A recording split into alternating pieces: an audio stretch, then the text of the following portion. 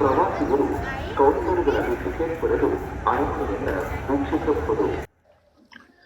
ನಮಸ್ಕಾರ ವೀಕ್ಷಕ ದೇವರುಗಳಿಗೆ ಶುಭೋದಯ.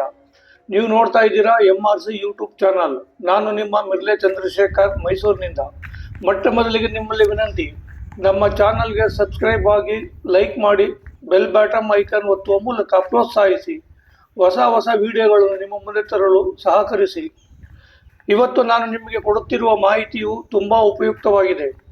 ಮೈಸೂರಿನಲ್ಲಿ ಈಗಾಗಲೇ ದಸರಾ ಹಬ್ಬದ ಕಳೆಯು ಎಲ್ಲೆಡೆ ಆವರಿಸಿದೆ. ಪ್ರವಾಸಿಗರ ದಂಡೇ ನಮ್ಮ ಮೈಸೂರಿನ ಅಂದವನ್ನು ಕಣ್ತುಂಬಿಕೊಂಡು ಆನಂದಿಸಲು ಲಗ್ಗೆ ಇಟ್ಟಿದೆ.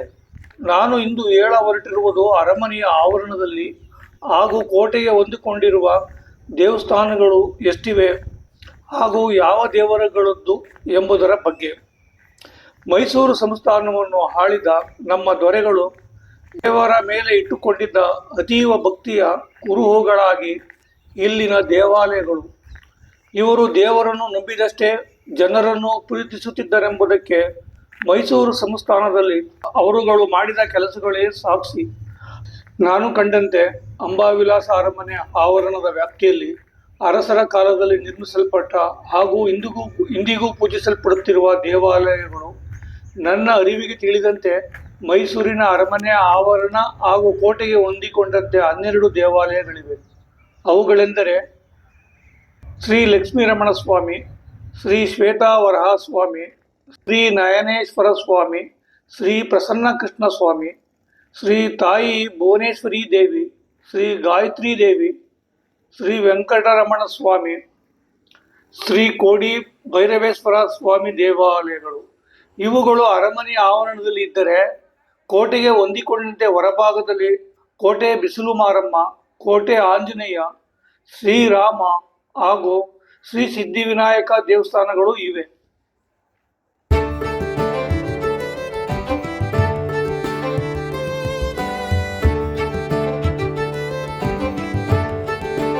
ಶ್ರೀ ಶ್ವೇತಾವರಹ ಸ್ವಾಮಿ ದೇವಸ್ಥಾನ ದಕ್ಷಿಣ ದ್ವಾರದ ಪಕ್ಕದಲ್ಲಿದೆ. ಇದು 10ನೇ ಶತಮಾನದಿಂದ 14ನೇ ಶತಮಾನದವರೆಗೆ ಕರ್ನಾಟಕದ ಹೆಚ್ಚಿನ ಭಾಗವನ್ನು ನಿಯಂತ್ರಿಸಿದ ಮಹಾಹೊಯ್ಸಳ ಸಾಮ್ರಾಜ್ಯದ ಪ್ರಸಿದ್ಧ ಶೈಲಿಯಲ್ಲಿ ನಿರ್ಮಿಸಲಾಗಿದೆ.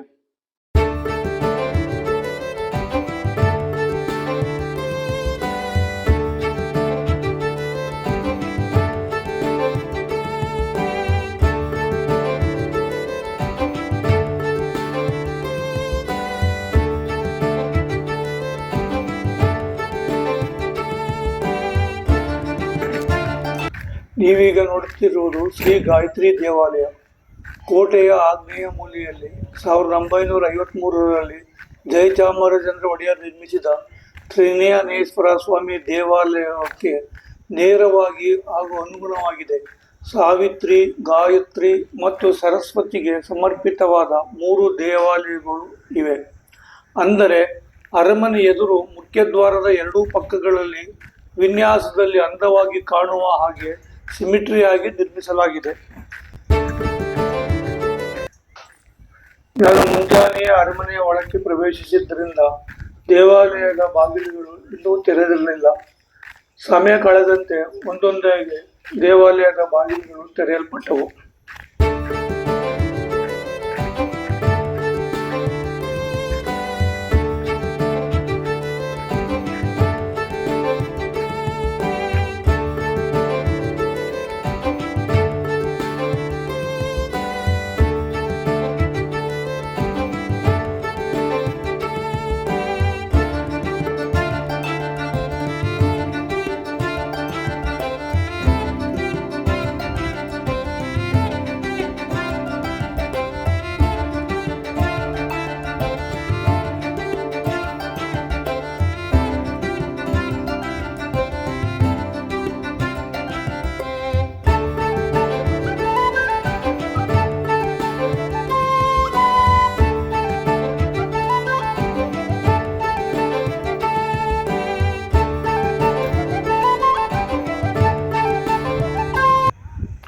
ನಾವೀಗ ನೋಡುತ್ತಿದ್ದೇವೆ ಶ್ರೀ ನಯನೇಶ್ವರ ಸ್ವಾಮಿ ದೇವಾಲಯ.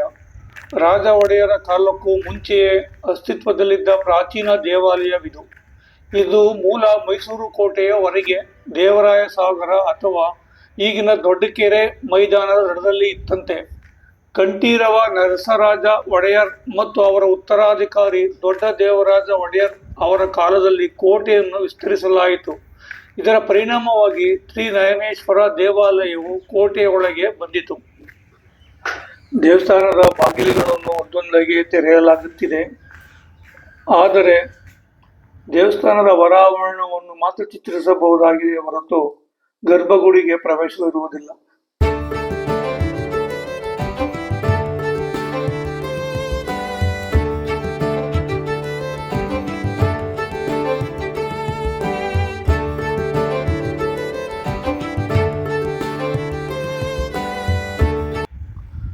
ಗುಡಿಯ ಒಳಗಡೆ ಬಹಳವೇ ಸ್ವಚ್ಛವಾಗಿತ್ತು. ಅರ್ಚಕರು ತಮ್ಮ ದೈನಂದಿನ ಪೂಜೆಯಲ್ಲಿ ನಿರತರಾಗಿದ್ದರು. ಗರ್ಭಗುಡಿಯ ಬಾಗಿಲವರೆಗೂ ನಾನು ಹೋಗಿ ದೇವಿಯ ದರ್ಶನ ಮಾಡಿ ದೃಶ್ಯವನ್ನು ಚಿತ್ರಿಸಿಕೊಳ್ಳಲು ನಿಷೇಧ ಇದ್ದುದರಿಂದ ಕೈ ಮುಗಿದು ಮಂಗಳಾರತಿ ಪಡೆದು ಹಾಗೆಯೇ ಹೊರಬಂದೆ.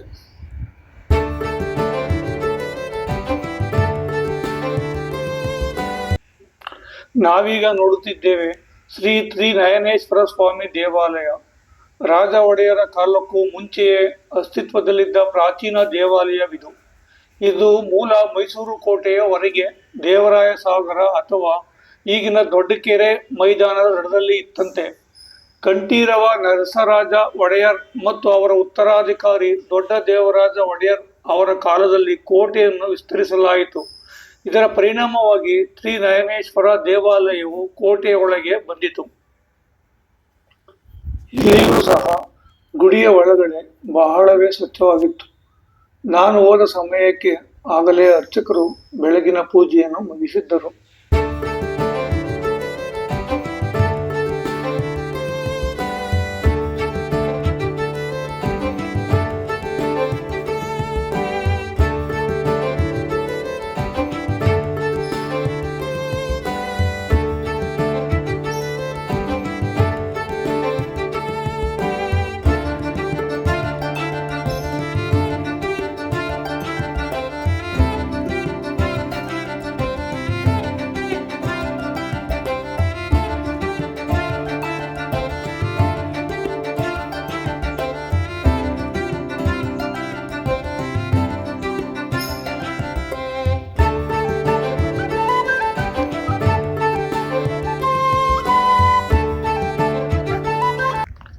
ಶ್ರೀ ಭುವನೇಶ್ವರಿ ದೇವಾಲಯವಿದು.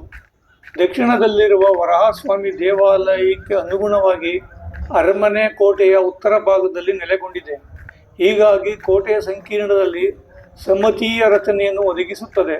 ಅಂದರೆ ಅರಮನೆ ಎದುರು ವಿನ್ಯಾಸದಲ್ಲಿ ಸಿಮಿಟ್ರಿಯಾಗಿ ಉತ್ತರ ಮತ್ತು ದಕ್ಷಿಣಗಳಲ್ಲಿ ಎರಡೂ ದೇವಾಲಯಗಳ ಗೋಪುರಗಳನ್ನು ನಿರ್ಮಿಸಿರುವುದರಿಂದ ಒಟ್ಟಾರೆ ಅರಮನೆಯ ಸೊಬಗನ್ನು ಹೆಚ್ಚಿಸಿದೆ. ವೀಕ್ಷಕರೇ, ಈ ದೇವಾಲಯವನ್ನು 1951ರಲ್ಲಿ ಶ್ರೀ ಜಯಚಾಮರಾಜೇಂದ್ರ ಒಡೆಯರ್ ಅವರು ನಿರ್ಮಿಸಿದರು.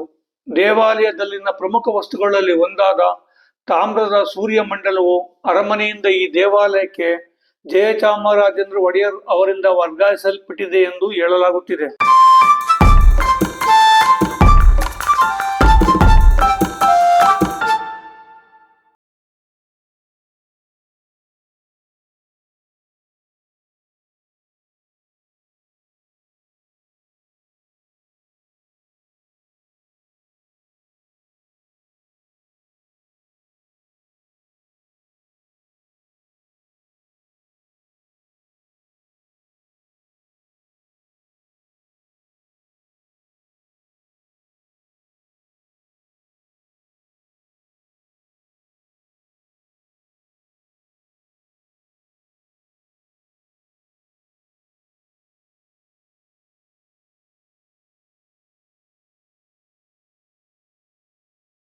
ಶ್ರೀ ಶ್ವೇತ ವರಹಸ್ವಾಮಿ ದೇವಸ್ಥಾನ ದಕ್ಷಿಣ ದ್ವಾರದ ಪಕ್ಕದಲ್ಲಿದೆ. ಇದು 10ನೇ ಶತಮಾನದಿಂದ 14ನೇ ಶತಮಾನದವರೆಗೆ ಕರ್ನಾಟಕದ ಹೆಚ್ಚಿನ ಭಾಗವನ್ನು ನಿಯಂತ್ರಿಸಿದ ಮಹಾಹೊಯ್ಸಳ ಸಾಮ್ರಾಜ್ಯದ ಪ್ರಸಿದ್ಧ ಶೈಲಿಯಲ್ಲಿ ನಿರ್ಮಿಸಲಾಗಿದೆ.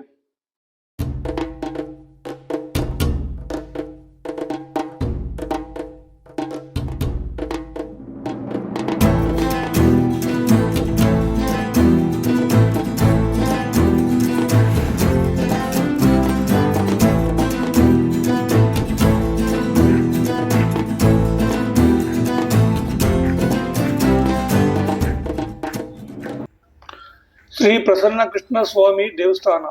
ಮೈಸೂರು ರಾಜವಂಶವು ಮಹಾಭಾರತದ ಶ್ರೀಕೃಷ್ಣನಿಂದ ಸ್ಥಾಪಿಸಲ್ಪಟ್ಟ ಯದುವಂಶದಿಂದ ತನ್ನ ವಂಶಸ್ಥರೆಂದು ಹೇಳಿಕೊಳ್ಳುತ್ತದೆ. ಆದ್ದರಿಂದ 3ನೇ ಕೃಷ್ಣರಾಜ ಒಡೆಯರ್ರವರು ಕೃಷ್ಣನಿಗೆ ಅರ್ಪಿತವಾದ ದೇವಾಲಯವಿಲ್ಲ ಎಂದು ದುಃಖಿತರಾದರು. ಈ ಕೊರತೆಯನ್ನು ಪೂರೈಸಲು ಅವರು 1825ರಲ್ಲಿ ಶ್ರೀ ಪ್ರಸನ್ನಕೃಷ್ಣ ದೇವಾಲಯದ ನಿರ್ಮಾಣವನ್ನು ಪ್ರಾರಂಭಿಸಿದರು ಮತ್ತು ಶಾಸನದ ಪ್ರಕಾರ ಇದು 1829ರಲ್ಲಿ ಪೂರ್ಣಗೊಂಡಿತು. ಎದುರು ಕಾಣುತ್ತಿರುವುದೇ ಶ್ರೀ ಲಕ್ಷ್ಮೀ ರಮಣಸ್ವಾಮಿ ದೇವಾಲಯ. ಅರಮನೆಯ ಪಶ್ಚಿಮದ ಕಡೆಗೆ ಇರುವ ಲಕ್ಷ್ಮೀ ವೆಂಕಟರಮಣ ಸ್ವಾಮಿ ದೇವಾಲಯವು 1499ನೇ ಇಸವಿಯನ್ನು ದಾಖಲಿಸುತ್ತದೆ. ಮೈಸೂರು ರಾಜಮನೆತನದ ಇತಿಹಾಸದ ಪ್ರಕಾರ ಜೂನ್ 30, 1799ರಂದು 3ನೇ ಬಾಲರಾಜ ಕೃಷ್ಣರಾಜ ಒಡೆಯರ್ರವರ ಪಟ್ಟಾಭಿಷೇಕದ ಎಲ್ಲಾ ಧಾರ್ಮಿಕ ಸಮಾರಂಭಗಳು ಈ ದೇವಾಲಯದಲ್ಲಿ ನಡೆದಿದ್ದರಿಂದ ಇದು ಮುಖ್ಯ ದೇವಸ್ಥಾನವಾಗಿದೆ. ಶ್ರೀ ಲಕ್ಷ್ಮೀ ರಮಣ ದೇವಸ್ಥಾನ ಮುಖ್ಯ ದ್ವಾರದ ಪಕ್ಕ ಸೂಚನಾ ಫಲಕದಲ್ಲಿ ಇದ್ದಂತೆ ಮೈಸೂರು ಅರಮನೆ ಆವರಣದ ಒಳಗೆ ಪಶ್ಚಿಮ ಭಾಗದಲ್ಲಿ ಕಂಡುಬರುವ ಲಕ್ಷ್ಮೀ ರಮಣ ದೇವಾಲಯವನ್ನು ನಂಬಿ ನಾರಾಯಣ ದೇವಾಲಯವೆಂದು ಹೆಸರಿಸುವುದಲ್ಲದೆ ಇದು ಚೋಳರ ಕಾಲದಲ್ಲಿಯೇ ನಿರ್ಮಾಣಗೊಂಡಿತ್ತೆಂದು ಭಾವಿಸಲಾಗಿದೆ. ಗರ್ಭಗೃಹದಲ್ಲಿರುವ ಮೂರ್ತಿಯು ಹೊಯ್ಸಳ ಶಿಲ್ಪಿಗಳ ಕಾರ್ಯಕೌಶಲವನ್ನು ಪ್ರತಿನಿಧಿಸುತ್ತದೆ.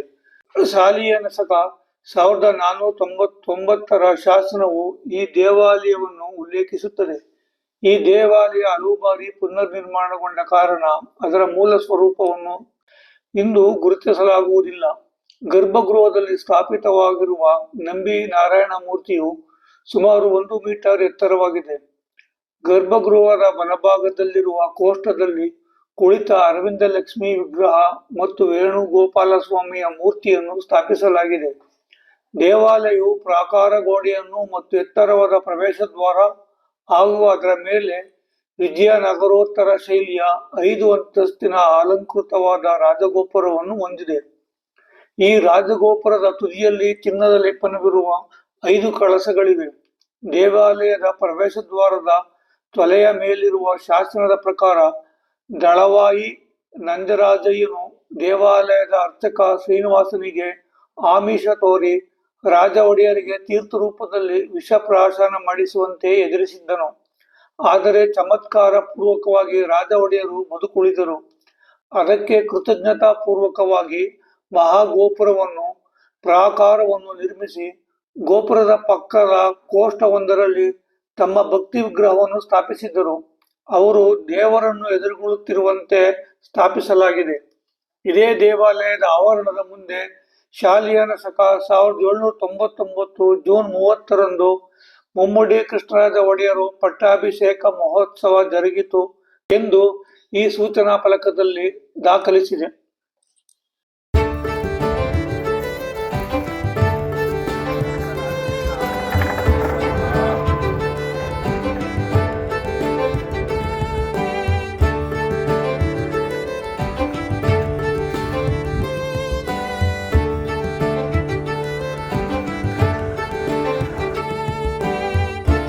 ನಾವೀಗ ಕಿಲ್ಲೆ ವೆಂಕಟರಮಣ ಸ್ವಾಮಿ ದೇವಸ್ಥಾನದ ಬಳಿ ನಿಂತಿದ್ದೇವೆ. ಟಿಪ್ಪುವಿನ ಕಾಲದಲ್ಲಿ ಮೈಸೂರು ಕುಟುಂಬವು ಶ್ರೀರಂಗಪಟ್ಟಣದಲ್ಲಿತ್ತು. 2ನೇ ಕೃಷ್ಣರಾಜ ಒಡೆಯರ್ರವರ ಪತ್ನಿಯವರಾದ ರಾಣಿ ಲಕ್ಷ್ಮಮ್ಮಣ್ಣಿಯವರು ರಾಜವಂಶ ಮತ್ತು ಅದರ ಭವಿಷ್ಯದ ಬಗ್ಗೆ ತೀವ್ರವಾಗಿ ಚಿಂತಿತರಾಗಿದ್ದರು. ಆಗ ವೆಂಕಟರಮಣನು ಅವಳ ಕನಸಿನಲ್ಲಿ ಕಾಣಿಸಿಕೊಂಡನೆಂದು ಮತ್ತು ಬಲಮುರಿಯಲ್ಲಿರುವ ತನ್ನ ಪ್ರತಿಮೆಯನ್ನು ಮೈಸೂರಿನಲ್ಲಿ ಪ್ರತಿಷ್ಠಾಪಿಸಬೇಕೆಂದು ನಿರ್ದೇಶಿಸಿದನು ಎಂದು ಹೇಳಲಾಗುತ್ತದೆ. ಈ ಪುಣ್ಯ ಕಾರ್ಯದಿಂದ ಅವಳ ವಂಶಕ್ಕೆ ಮೋಕ್ಷ ಪ್ರಾಪ್ತಿಯಾಗುತ್ತದೆ. ಆದುದರಿಂದ ಸುಲ್ತಾನನಿಗೆ ತಿಳಿಯದಂತೆ ಬಲಮುರಿಗೆ ತೆರಳಿ ವೆಂಕಟರಮಣನ ಮೂರ್ತಿಯನ್ನು ತಂದು ದೇವಾಲಯದಲ್ಲಿ ಪ್ರತಿಷ್ಠಾಪಿಸಿ ನಿರಂತರ ಪೂಜೆ ಸಲ್ಲಿಸಿದಳು. ಇದು ಕುಟುಂಬಕ್ಕೆ ಸಹಾಯ ಮಾಡಿದೆ ಎಂದು ಹೇಳಲಾಗುತ್ತದೆ. ಟಿಪ್ಪುವಿನ ಪತನದ ನಂತರ ರಾಜವಂಶಕ್ಕೆ ರಾಜ್ಯವನ್ನು ಪುನಃಸ್ಥಾಪಿಸಲಾಯಿತು ಎಂದು ದಾಖಲೆ ಹೇಳುತ್ತದೆ.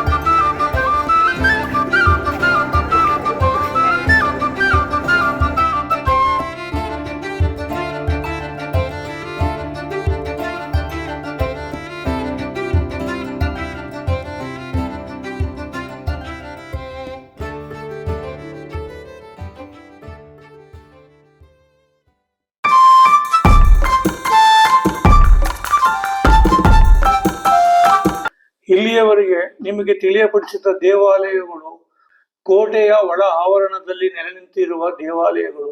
ಇವುಗಳನ್ನು ಹೊರತುಪಡಿಸಿ ನಿತ್ಯದ ಪೂಜಾ ಕಾರ್ಯಗಳಲ್ಲಿ ಸಾರ್ವಜನಿಕರಿಗೆಲ್ಲರಿಗೂ ಸದಾ ಪ್ರವೇಶ ಇರುವ ಹಾಗೂ ಅರಮನೆಯ ಕೋಟೆಗೆ ಹೊಂದಿಕೊಂಡಿರುವ ಹೊರ ಆವರಣದ ದೇವಾಲಯಗಳೆಂದರೆ ಕೋಟೆ ಬಿಸಿಲು ಮಾರಮ್ಮ, ಕೋಟೆ ಆಂಜನೇಯ, ಶ್ರೀರಾಮ ಹಾಗೂ ಸಿದ್ಧಿವಿನಾಯಕ ದೇವಸ್ಥಾನಗಳು ಇವೆ.